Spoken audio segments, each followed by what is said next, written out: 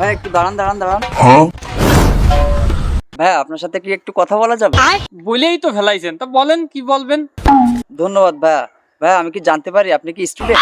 হ্যাঁ, অফকোর্স আমি স্টুডেন্ট। ও আচ্ছা আচ্ছা, ঠিক আছে ভাইয়া। ভাইয়া এই যে এই সাইনবোর্ডটা দেখছেন, এই সাইনবোর্ডে কি লেখা আছে আপনি যদি আমাকে একটু পড়ে শোনাতেন।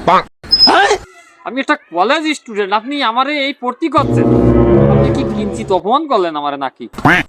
না, তা যখন করলেন তা পড়িয়ে শুনোচ্ছি আপনারে। ठीक है। এখানে লেখা আছে,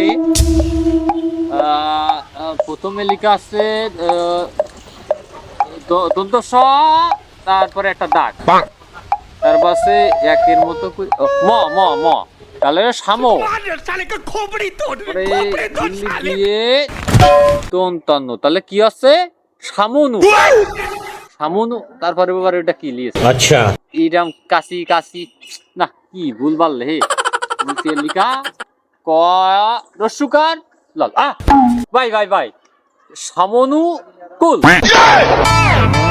ভাই ভাই আপনি থামেন, আমার ভুল হয়ে গেছে ভাই।